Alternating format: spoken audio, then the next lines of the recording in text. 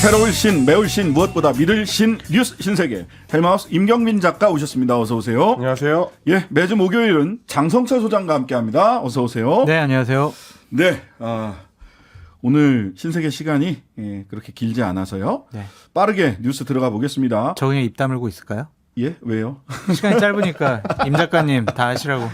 왜요? 또 뭐 하실 말씀이 있으시잖아. 김만배 구속기간 만료 오늘 0시를 기점으로 석방이 됐고요. 인터뷰가 아니라 사적 대화가 녹음된 것일 뿐이다라고 해서 허위 인터뷰 의혹은 부인을 했습니다. 그렇습니다. 그리고 신학림 전 뉴스타파 전문위원 검찰에 출석했고요. 오늘 검찰에 출석했고요. 김만배 씨 같은 경우는 오늘 0시부로 구속기간 6개월이 만료가 되면서 석방이 됐습니다. 새벽에 이제 서울구치소로 나올 때 기자들이 기다리고 있다가 인터뷰를 했는데 논란이 되고 있는 두 가지, 그러니까 가짜 인터뷰 의혹 그리고 윤석열 주임검사에 대한 봐주기 수사 의혹, 이 두 가지를 다 부인을 했습니다. 2021년 9월 15일에 뉴스타파 전문위원이었던 신학림 전 언론노조 위원장하고 허위 인터뷰를 했다는 의혹에 대해서 사실과 다르다라고 해명을 했는데, 그 당시에 본인은 뭐 대장동 사건과 관련해가지고 패닉 상태에 처해 있었고, 그래서 오랜 지인을 만나서 위로를 받는 그런 자리가 되지 않을까 생각해가지고 만났던 거다, 이런 주장을 했습니다. 그러니까 인터뷰가 아니었다는 얘기죠. 그러면서 사적인 대화를 녹음하는지 몰랐고, 그걸 녹취한 거는 신 선배, 그러니까 이제 신학림 전 위원장이 저한테 사과를 오히려 해야 될 부분이다, 또 이렇게 얘기를 했습니다.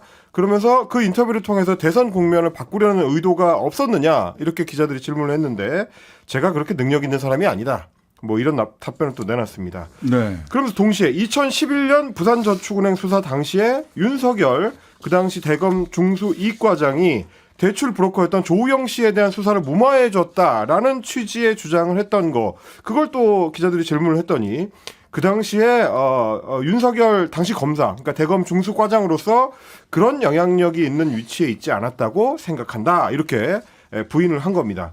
그러면 수십 년 동안 기자 생활을 했었던 두 사람이 대장동 사건 터지기 직전에 만나면서 서로 녹음하는지 몰랐다, 이거를 좀 믿기 힘들다라는 얘기가 많고요. 동시에 아니 사적인 대화라고 정말 생각을 했다면 굳이 윤석열 검사와 관련해가지고는 오늘 한 얘기랑 다른, 어떻게 보면 거짓말을 꾸며내서 이야기할 필요가 있었느냐, 이런 얘기가 있는 거라서 이 말이 좀 모순되다라는 지적이 있는 상황입니다. 한편 뉴스타파는 조금 전이었던 오후 5시에 이 인터뷰의 전문 그리고 녹음 파일을 유튜브와 홈페이지를 통해서 공개를 했습니다. 네. 자, 당시에 언론 보도가 사실 엇갈리긴 했어요. 뭐냐면 당시 윤석열 중수이과장이 직접 커피를 타줬다, 그게 아니고 박길배 검사가 타줬다. 근데 보니까 박길배 검사가 타준 걸로, 그거 뭐 사실관계는 정리가 돼 있어서 오해하시면 안 됩니다. 당시에도 윤석열 중수이과장이 직접 타줬다, 이런 건 없었어요. 근데 이제 민주당이나 이재명 당시 대선 후보는 TV 토론 때 당시 윤석열 후보를 향해서 커피 왜 타줬어요? 이런 그랬나요? 식의 질문을 했어요. 그래서 이게 결국에는 대장동의 몸통은 나 이재명이 아니라 윤석열이다 라는 민주당의 주장의 명분과 근거를 제시해 줬기 때문에 저는 기본적으로 김만배 씨가 대선 공작을 했다라는 점에 대해서는 동의를 하는 사람이에요. 공작은 개인이 했습니까? 집단적으로 했습니까? 그러니까 그것을 신학님이라는 뉴스타파 전문위원하고 같이 하지 않았느냐, 그렇게 추측해 볼 수밖에 없어요. 왜냐하면 김만배 씨가 이런 얘기를 했죠. 내가 그 신학님 씨 15년인가 20년 전에 만났다가 그때 다시 만났다. 근데 생각을 해보세요. 상식적으로 15년이나 20년 전에 만났던 사람이에요. 갑자기 만났어요. 그런데 와, 예술적인 가치가 있는 책을 이렇게 발간하다니 제가 1억 6,500만 원을 드리겠습니다 라고 얘기를 하고, 그래 사실은 그 브로커 조모 씨 있잖아, 그때 저기 윤석열 대검 중수 2부장 그때 이렇게 커피도 타주고 부산저축은행 이런 수사도 제대로 좀 안 해줬어, 그래가지고 좀 이거 봐준 거야, 이런 식의 은밀한 얘기를 해요? 20년 만에 만나가지고 이게 납득이 가요? 돈 지급한 거랑 이 사적 대화냐 인터뷰냐, 그 조작된 인터뷰냐, 이제 성격 규정이 완전히 달라지는데, 인터뷰를 하고 그다음에 이제 시기가 다르죠. 며칠 후에 이제 그 돈을 줬잖아요. 그 돈 받은 거는요, 이거 기자가 그렇게 금품을 수수했다라는 거는 뭐로 변명할 수는 없는 일이에요. 뭐 그 부분에 대해서는 뉴스타파에서도 그렇죠. 예. 뭐 저도 이제 일종의 언론계 종사자로서 봤을 때 굉장히 언론 윤리상으로는 이제 아유, 부적절한 말이 안 되죠. 거였다라고 봐야 될 것 같은데, 다만 이제 소위 그 수사 무마 의혹과 관련해서는 워낙 좀 시일이 지난 사안이기 때문에 사실관계는 좀 정리할 필요는 있는 것 같아요. 왜냐하면 그 당시에도 사실 커피만 빠진, 말하자면 수사 무마 의혹에 대해서는 2021년 10월경부터 이제 경향신문을 비롯해가지고 이제 매체를 통해서 보도가 됐었고, 오늘 이제 아침에 CBS 뉴스쇼에서 우상호 의원이 인터뷰한 내용을 보니까 네. 소위 이제 커피 타주는 문제는 기존에 이제 남욱 정영학의 녹취록 안에도 이미 나왔었던 내용이다. 맞습니다. 그러니까 남욱은 김만배한테 들었다는 거 아니에요. 아니, 그러면- 그래가지고 나중에 진술을 번복했잖아요. 아 이거 사실이 아니네요. 그 사실 어찌 보면 영화에서 보면 커피는 맥커핀 같은 거예요. 지금 커피 타졌다 이 얘기는. 그건 핵심은 아니죠. 타졌냐 안 타졌냐로 아니야, 커피가 핵심이야. 이게 그런 임 게 작가님. 맥커핀이에요. 그쪽으로 시선을 돌리지만 실제로 다른 일들이 쭉 벌어지는 맥커핀 아니 같은 그게 역할이야. 매개점이 예, 예. 됐다니까요. 예. 아니 그렇게 친절하게 피의자로 생각되는 사람을 앉혀놓고 커피까지 타주는 그러한 친절한 검사 아니, 근데 이제 봐줬지 이런 식으로 논리가 이 전개되잖아요. 사안에서 사실 이제 핵심은 박영수 아닙니까? 박영수. 커피를 빼놓고 맞는데. 생각을 하면, 그러니까 결국은 이제 예. 조우영이라는 브로커가 그 당시에 이 처벌을 따로 받지 않고 4년 뒤에 수원지검에서 재수사를 했을 때 처벌이 됐죠. 구속이 돼서 이제 재판 끝에 이제 실형을 받았거든요. 그러니까 이 사안을 어떻게 설명할 거냐 하는 게 여전히 좀 남아 있는 의문이 아닌가 싶긴 합니다. 그거를 왜 누가 설명해요? 그럼 그거를 아니 그래서 저는 이 그 수사를 할 거면 전체를 다 했으면 좋겠다. 그래서 부산 저축은행 검찰이 처음부터. 대선 개입 여론조작 사건 특별 수사팀을 방금 전에 구성을 했다라고 오늘 속보가 출범을 날라왔습니다. 시켰습니다. 자, 말씀하신 대로 서울중앙지검이 대선 개입 여론조작 사건 특별 수사팀을 구성을 했고요. 반부패 수사 3부장 검사가 팀장, 그래서 검사 한 10여 명 정도 규모로 구성을 했는데, 내용을 들여다보니까 유력 후보에 대한 허위 사실을 공표하고 유사한 내용의 허위 보도와 관련 고발 등이 이어져 민의를 왜곡하는 시도를 함으로써 헌법상 민주주의의 근간인 선거제도를 농단한 중대 사건이다. 이 규정이 어떻게 보면 이제 어제 그제 계속 이어졌던 국민의힘의 규정하고 거의 겹치는 부분이라서 네. 가이드라인을 이제 준수하는 것 아니냐라는 이 야당 측의 이제 비판이 나오고 있습니다. 근데 이제 네. 김만배 씨가 대선 과정 중에서 이재명 당시 후보를 편들고 이재명 후보가 대통령 되기를 바랬다라는 사항들은 검찰의 수사를 통해서 좀 어느 정도 입증이 된 것 같아요. 그러니까 오늘 뭐 여러 언론의 보도가 나왔는데 김만배 씨가 남욱이나 유동규 씨에게 야 견뎌. 이재명이 당선되면 우리 감옥 나갈 수 있어. 그러니까 너희들 머릿속에 대장동에서 이재명이라는 단어를 지워버려. 이런 식으로 얘기를 했다라고 지금 밝혀지고 있지 않습니까? 그렇다면 이러한 상황들을 종합을 해보면 결국엔 김만배 씨가 이재명 당시 후보를 대통령 만들기 위해서 이러한 자. 정치 공작을 했다라고 보는 게 합리적인 자, 그러면 추측인 것 이제 같아요. 세 가지를 구분을 해야 될 것 같은데요. 하나는 대장동 사건, 이 실체가 뭐냐라는 것에 대해서는 어쨌든 지금 검찰이 뚜렷한 그 유죄 입증을 한 하고 사람들이 별로 없어요. 네, 사실은 없어요. 몇 년 전에 한 2년 전에 나왔던 얘기에서 진전된 바가 없다. 없어요. 근데 형사소송법의 이념 중에 하나는 신속한 재판도 있습니다. 왜냐하면 피의자로 특정된 사람들이 너무 고통스럽기 때문에 유죄면 유죄, 무죄면 무죄를 빨리 정리해야 되는데 대장동 사건은 신속한 재판이라고 하는 형사소송법의 이념에 보자면 너무 질질 끌고 있다. 첫 번째. 그다음에 두 번째, 부산저축은행 건은 조우영 씨가 김만배 씨로부터 박영수 전 특검을 소개를 받아서 당시에는 무혐의 처분을 받았다. 4년 뒤에 수원지검으로부터 구속되는 요 건에서 박영수를 정점으로 하는 검찰 게이트가 있었느냐? 이거는 그것대로 규명돼야 되고, 세 번째 지금 말씀하신 소위 공작이 있었다면 이거를 어떻게 그 공작의 범위가 어디까지인지, 그럼 이재명 대표가 직접 당시 뭐 후보가 신학님, 김만배, 이성문 뭐 이런 사람들이랑 전부 다 짜고 공작을 한 거냐. 그러니까 이건 정치적인 공세의 영역인 것 같아요. 세 번째는 좀 그래 네, 보이죠. 이거를 네. 뭐 검찰 수사를 통해서 아니 이 인간들이 다 짜고 치면서 이런 식으로 윤석열 당시 후보에게 피해를 주기 위해서 이런 식의 보도를 하고 이런 식의 진술을 했구만. 이렇게 수사 결과를 발표하기는 너무 어려운 것 같아요. 네. 그런데 네. 오늘 김기현 대표는 사형을 언급하셨습니다. 굉장히 공세 수위를 끌어올리고 있습니다. 김기현 대표가 이 사안 관련해 가지고 대선 조작 공작 게이트다라고 규정을 하면서 사형이라는 단어까지 언급을 하면서 강공을 했습니다. 어떤 얘기인지 직접 들어보시겠습니다. 이 대선 조작 공작 게이트는 단순한 흠집내기 차원의 정치 공세가 아니라 조직적, 체계적으로 아주 치밀하게 기획된 대선 선거 공작입니다. 선거 공작은 자유민주주의의 밑바닥에 커다란 싱크홀을 파버리는 사악한 짓이며 이 사건은 정, 경, 검, 언, 사자 유착에 의한 국민 주권 찬탈 시도이자 민주공화국을 파괴하는 쿠데타 기도로서 사형에 처해야 할 만큼의 국가 반역죄입니다. 자, 이게 일단 세 단계로 점프를 하게 되는데요. 일단 말씀하셨던 대로 장성철 소장님께서 소개해 주신 그 내용, 이 소위 말하는 인터뷰 조작 의혹이 민주당과의 연계를 통해서 선거에 대한 공작을 했다라는 게 이제 일단 입증이 된다면 김기현 대표의 주장대로 하면 이거는 국민 주권을 찬탈하고자 하는 쿠데타 시도가 되고요. 쿠데타는 국가 반역에 해당하기 때문에 사형에 처할 수도 있다. 이런 주장을 내놓은 겁니다. 아니 이게 언어가 너무 인플레가 심한 것 같아요. 요즘 굉장히 인플레가 심해졌어요. 사악, 찬탈, 파괴, 구테타, 사형, 국가 반역죄.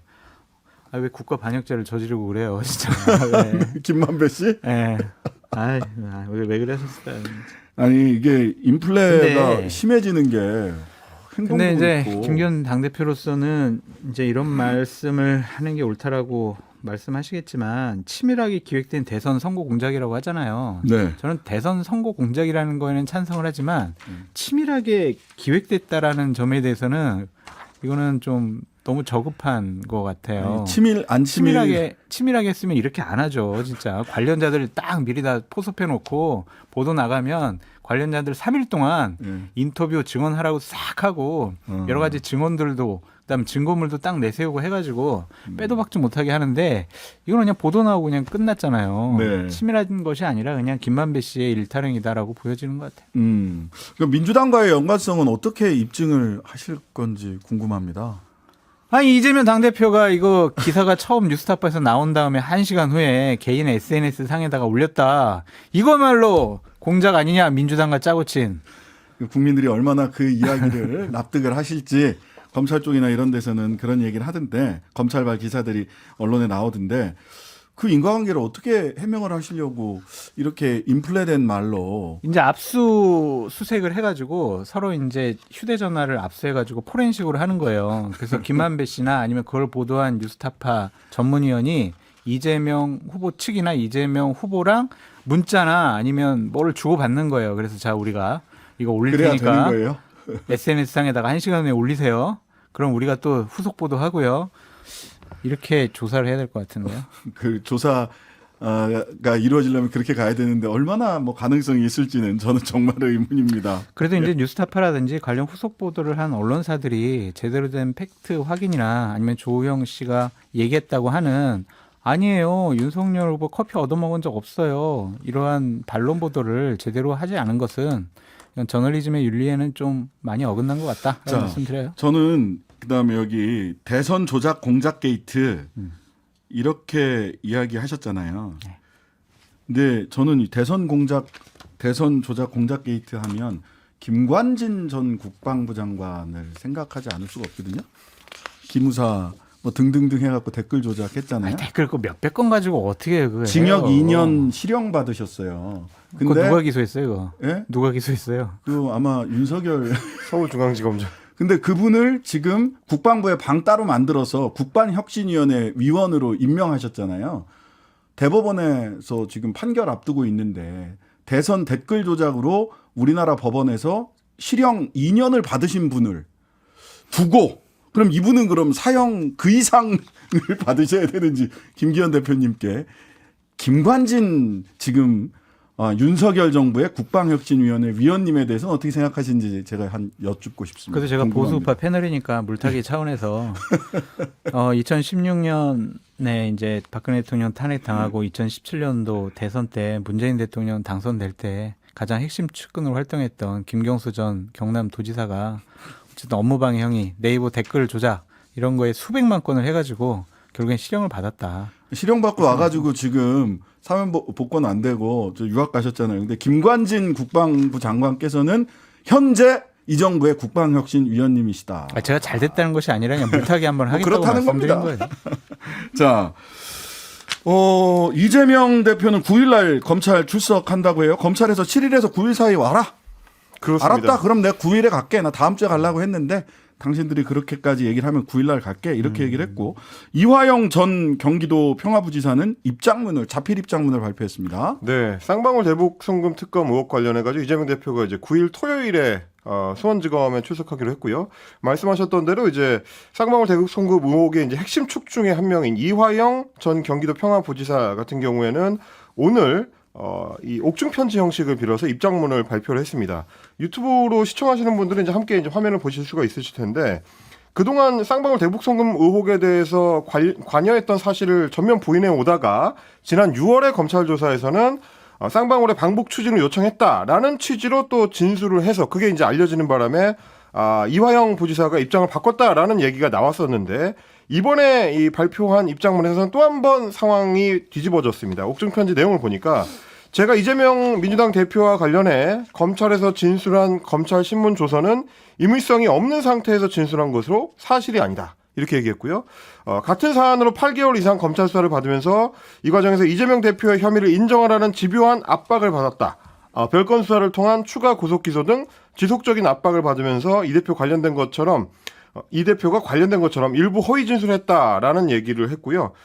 그러면서 거듭 밝히거니와 이화영과 경기도는 쌍방울 김성태 등에게 스마트팜 비용뿐 아니라 이재명 지사의 방북 비용을 요청한 적이 결코 없다. 이렇게 자기 입장을 다시 한번 강조를 했습니다. 네. 이렇게 되면은 뭐 그동안 김성태와 이화영의 증언을 기반으로 검찰 수사가 진행이 되었는데 오는 9일에 있을 검찰 조사에서는 이재명 대표에 대해서 이제 어떤 그 질문이 이루어질지 상당히 좀 주목이 되게 되는 상황입니다. 이거 쌍방울 그룹 대북 송금 의혹 원래 이게 그 변호사비 대납으로 시작이 됐는데 대북 송금 의혹으로 이렇게 사건이 가지를 쳐서 이게 본류가 된 것 같아요. 이거 어떻게 예상하세요? 근데 핵심 진술자, 피의자인 이화영 전 부지사의 증언이 계속 오락가락하고 바뀌어가지고 사실관계를 뭐라고 평가하기는 좀 어려운 것 같습니다. 그래서 재판 과정 중에서 제대로 된 공개 증언을 살펴보고 과연 검찰이 협박에 의한 것인지 아닌 것인지 또 어떠한 감정상의 변화가 있었던 것인지 이런 것들을 종합적으로 좀 판단해 봐야 될 것 같고요.